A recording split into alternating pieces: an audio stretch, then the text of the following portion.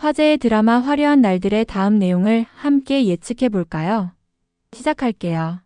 첫 문장만 듣고도 심장이 내려앉았는데요. 지은호가 제일 먼저 떠올린 건 친모의 얼굴이 아니라 자기 이름이었습니다.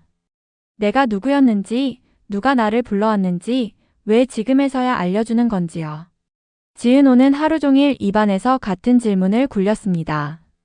고성이가 친모라는 사실을 머리로는 알겠는데요. 마음은 쉽게 움직이지 않았습니다.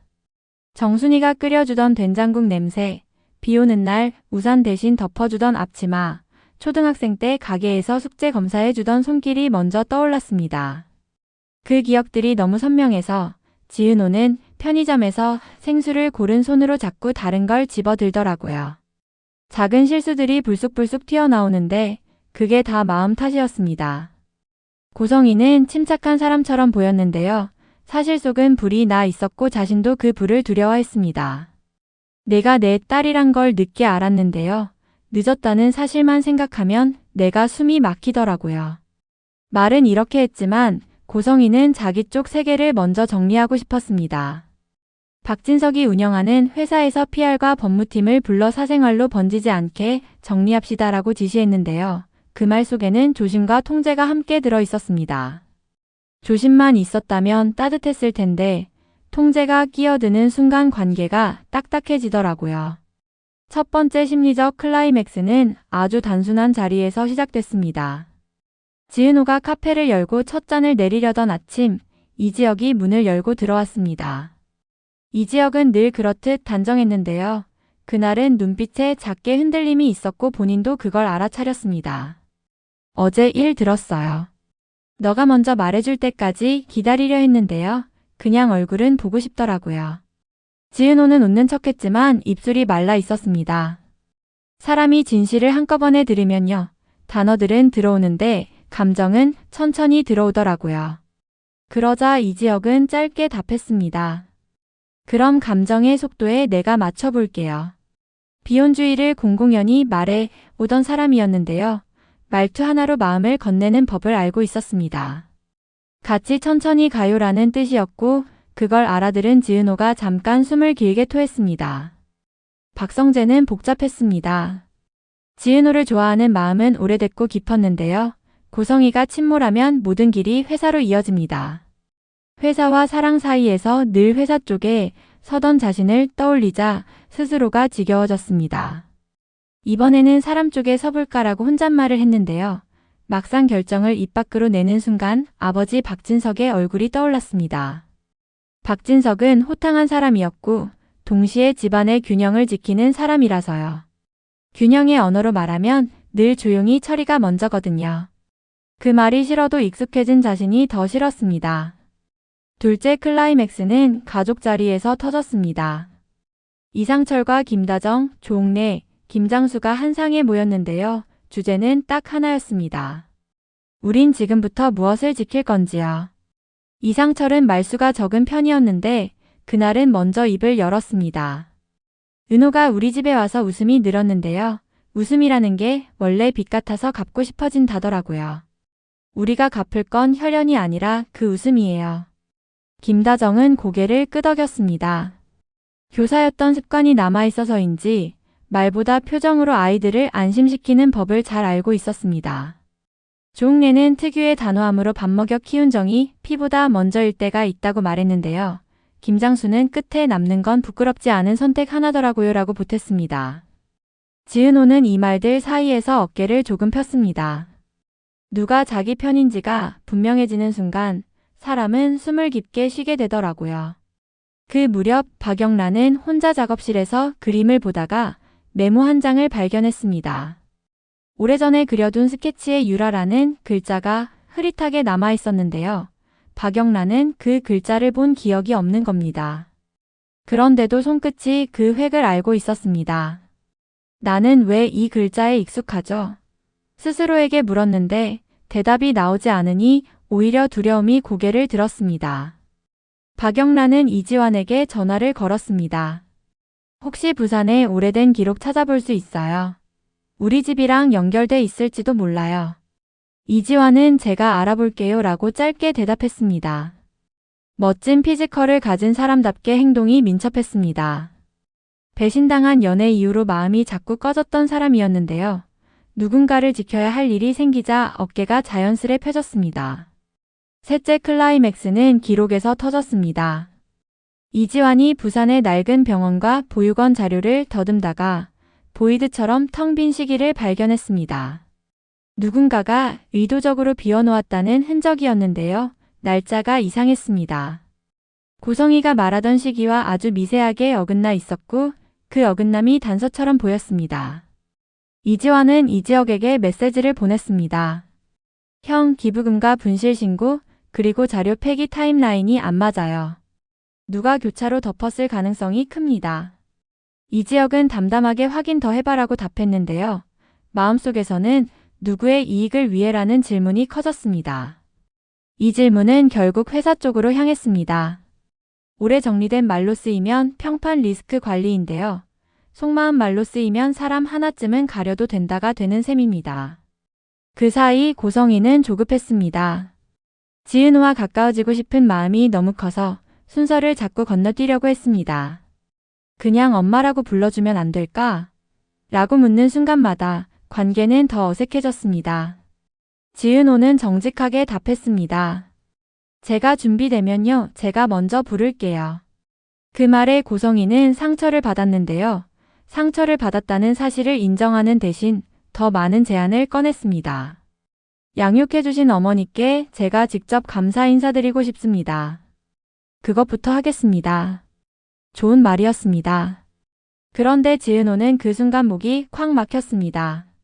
아직은요. 아직 제 이야기를 엄마에게 다 하지 못했거든요. 아직이라는 단어가 다리를 놓기도 하고 벽을 세우기도 하는데요. 지금은 벽에 가까웠습니다. 이때 박성재가 움직였습니다. 박성재는 아버지 박진석에게 보고서를 하나 올렸습니다. 회사 과거 기부금 흐름을 점검해 보자는 내용이었는데요. 형식은 업무였지만 실은 사람을 위한 시도였습니다. 박진석은 서류를 읽고는 아들을 빤히 보았습니다. 내가 왜 이걸 들고 오나? 박성재는 솔직하게 말했습니다. 이번에는 사람을 먼저 지키고 싶은데요. 사람을 지키는 게 회사 망치자는 뜻은 아니라고요. 박진석은 고개를 끄덕이진 않았습니다. 다만 한 문장을 남겼습니다. 사람을 먼저 지키겠다는 말 나는 좋다. 다만 지킨 다음에도 네가 너한테 부끄럽지 않을 자신은 있나. 그 말은 허락이자 숙제였고 박성재는 그 숙제를 들고 나왔습니다. 넷째 클라이맥스는 검증에서 왔습니다. 지은호는 지체하지 않고 DNA 검사를 진행했는데요. 결과는 일치였습니다. 종이 위에 차가운 숫자들이 맞습니다. 라고 말하는 순간 기쁨과 분노, 안도와 두려움이 모두 한꺼번에 밀려들었습니다. 지은호는 그 종이를 들고 정순이를 찾아갔습니다. 엄마, 저 사실을 확인했는데요. 저는 엄마 딸 맞아요.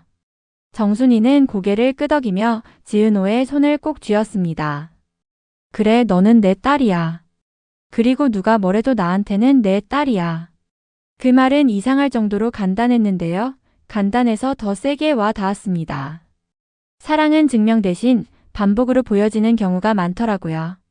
매일 밥을 차리고 매일 등을 두드리고 매일 이름을 부르던 시간들이 가장 정확한 증거였습니다. 그날 밤 또 다른 전화가 왔습니다. 박영라가 떨리는 목소리로 말했습니다. 오빠, 나 가끔 꿈에서 갈대밭을 봤는데요. 오늘 스케치를 정리하다가 유라라는 글자를 찾았어요. 나랑 상관없는 이름인 줄 알았는데요. 익숙하더라고요. 이지환은 바로 달려갔습니다. 두 사람은 말수가 적었지만 적은 말일수록 진심이 또렷했습니다. 박영란은 고성이에게 조심스레 물어보려 했지만 멈칫했습니다. 고성이가 어떤 표정을 지을지 어떤 선택을 할지 몰랐기 때문입니다. 엄마가 두려워하는 건 비밀이 아니라 비밀이 아닌 세상일지도 몰라요. 스스로에게 이렇게 말하고 박영란은 스케치를 봉투에 넣었습니다. 봉투 위에 천천히라고 썼습니다. 급하게 들이밀면 관계는 쉽게 찢어진다는 걸 알고 있었거든요. 다섯째 클라이맥스는 균열에서 생겼습니다. 이지환이 수집한 자료 사이에서 익명 제보가 하나 들어왔습니다. 자료 폐기를 직접 지시한 사람은 내부 임원이 아니라 외부 컨설턴트였습니다. 당시 컨설턴트를 붙인 사람이 누구였는지는 계약서 각주를 보세요. 각주에는 낯익은 이름이 있었습니다. 고성희의 오른팔 역할을 하던 사람이었고 지금은 회사를 떠난 상태였습니다. 이 흔적이 의미하는 바는 간단하지 않았습니다. 고성희가 직접 시켰다는 뜻도 전혀 모른다는 뜻도 아니었습니다. 몰랐으면 왜 몰랐는지, 알았으면 왜 그랬는지라는 새로운 질문이 탄생했는데요. 질문은 때로 답보다 더 큰 힘을 갖습니다. 관계를 바꾸는 건 정답보다 질문이더라고요. 여섯째 클라이맥스는 마음의 속도에서 나왔습니다. 고성희는 지은호에게 정중히 부탁했습니다. 양육해주신 어머니께 인사드리게 해줘요. 그게 도리라고 생각해요. 지은호는 숨을 골랐습니다. 지금은요, 엄마가 아니라 성희 씨로 만나고 싶어요. 저도 준비가 필요하거든요. 언뜻 차갑게 들릴 수 있는 말이었지만 사실은 관계를 망치지 않기 위한 거리두기였습니다. 너무 가까우면 상처가 깊어지고 너무 멀면 금세 잊혀지거든요. 적당한 거리를 만들어야 서로를 알아볼 수 있습니다. 고성희는 그 말을 듣고 처음으로 고개를 깊게 숙였습니다. 그럼 내 속도에 맞출게. 내가 먼저 엄마라고 부를 때까지 기다려볼게. 그 말은 약속이자 인정이었습니다. 인정은 사랑의 다른 이름이기도 하니까요. 그 다음 장은 조용하지만 중요한 변화로 이어졌습니다. 이수빈이 움직였습니다. 언니 카페 리브랜딩 같이 해요. 사람들이 언니를 누구의 딸로 보기 전에 지은호로 보게 만들어야 하거든요. 이수빈은 실용적이었습니다. 말이 예쁘고 계산이 빠르며 사람을 살리는 쪽으로 계산을 돌리는 재주가 있었습니다. 협찬 라인 제가 뚫어볼게요. 인터뷰가 들어오면요. 사람들이 나를 이름으로 불러주길 바란다고 말해요. 그게 컨셉이에요. 지은호는 웃었습니다. 고마워요, 수빈아. 이름을 불러주는 일은 늘 누군가의 무게를 덜어주더라고요. 일곱째 클라이맥스는 선택의 장에서 터졌습니다. 박성재가 사내 보고서를 수정해 공개 검토에 붙이자 법무팀과 PR팀이 들썩였습니다. 내부 리스크가 커집니다. 라는 말이 쏟아졌는데요. 박성재는 한 문장으로 정리했습니다. 사람을 지키는 게 우리 리스크 관리의 핵심입니다. 표면적으로는 회사 언어인데요. 실은 사랑 언어였습니다. 그 말을 들은 박진석은 한참 동안 말이 없었습니다. 그러다 짧게 웃었습니다. 내가 드디어 내 말로 싸우는구나. 그럼 끝까지 밀어. 허락이라기보다 시험 같았지만 박성재는 흔들리지 않았습니다. 이 싸움의 끝이 어디일지 몰라도 이번만큼은 자신을 저버리지 않겠다고 마음먹었습니다. 여덟째 클라이맥스는 아주 일상적인 자리에서 조용히 찾아왔습니다. 지강우가 밤에 식당으로 돌아와 바닥을 쓸고 부서진 의자를 고치고 냉장고 문짝 고무 패킹을 손보고 있었습니다. 정순이가 물었습니다. 왜 갑자기 부지런 떨지? 지강호는 어색하게 대답했습니다. 누나가 괜찮아지려면요. 나도 좀 괜찮아져야 할 것 같아서요. 그 말이 서툴렀는데요. 서툰 말이 진짜 마음일 때가 많습니다. 비교와 열등감으로 무겁던 어깨가 조금 가벼워졌습니다. 작은 변화가 큰 균열을 막아주더라고요. 아홉째 클라이맥스는 이름에서 왔습니다. 지은호가 스스로에게 말했습니다. 나는 지은호예요. 이 이름으로 살아왔고, 이 이름으로 사랑받았고, 이 이름으로 상처도 받았거든요. 그리고 그 말 그대로 이지혁에게 전했습니다. 나 다른 이름들도 알아볼 거예요. 기록에 있던 이름, 누가 불렀던 이름, 잃어버린 이름. 근데 결국은 이 이름으로 돌아오고 싶어요. 이지혁은 고개를 끄덕였습니다. 내가 가는 길에 내가 같이 서 있을게요. 멀찍이도 말고 들러붙지도 말고요. 내가 괜찮은 거리만큼. 비혼주의라는 그의 태도는 여전했는데요. 그 태도가 무심함이 아니라 책임감의 방식일 수 있다는 걸 지은호가 처음으로 이해했습니다. 함께의 문법이 꼭 결혼의 문법만은 아니더라고요. 열째 클라이맥스는 메모 한 장으로 이어졌습니다.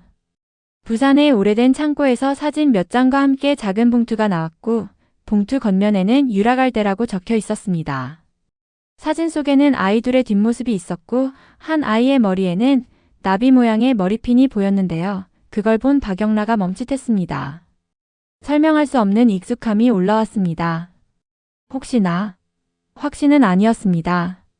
하지만 질문은 이미 시작됐습니다. 질문이 시작되면 사람은 멈추지 못합니다. 이지화는 사진을 스캔해 날짜와 필름 특성을 분석했고 당시 보육원과 병원의 이동 기록을 매칭했습니다. 퍼즐은 느리지만 분명히 맞춰지는 중이었고 그 느림이 오히려 모두를 지치지 않게 만들었습니다. 너무 빠른 진실은 사람을 부러뜨리거든요. 그리고 잠깐의 숨고르기. 지은호는 정순이에게 말했습니다. 엄마, 저 내일 성희 씨와 밥을 먹을게요. 엄마가 괜찮다면요. 정순이는 웃었습니다. 내가 괜찮으면 나는 뭐든 괜찮다. 그 말은 허락이자 축복이었습니다. 지은호는 고성희에게도 메시지를 보냈습니다. 저 준비가 조금 됐습니다. 천천히 이야기해요. 저희 둘만의 속도로요. 고성희는 핸드폰을 오래 붙들고 있었고 아주 짧게 대답했습니다. 고마워. 길게 말하지 못하는 날이 있더라고요. 길게 말하면 눈물이 먼저 나올 것 같으니까요. 마지막 장면처럼 보이지만 사실은 새 시작이었습니다. 급하게 달려가면 금방 지치는데요. 느리게 가면 오래 갑니다. 느린 길이지만 서로 기다려주면 길이 길을 만들어주더라고요. 그래서 오늘은 여기까지입니다. 다만 한 문장만 덧붙여 두려고요. 가짜보다 진짜가 늦게 오는데요. 늦게 오는 만큼 오래 남더라고요. 그 오래 남을 것들을 위해 각자는 자기 속도의 걸음을 이어갔습니다. 누군가는 기록을 뒤집어보고 누군가는 메뉴판을 고치고 누군가는 이름을 연습하고 누군가는 사랑을 연습했습니다. 언젠가 그 모든 연습이 한자리에서 만나는 날, 이 이야기는 지금보다 더 단단한 이름으로 불리게 될 겁니다. 그리고 그때 지은호의 대답은 아마도 아주 단순할 겁니다. 저는요, 여전히 지은호입니다. 그리고 그 말 안에 제가 사랑한 모든 사람들이 들어 있습니다.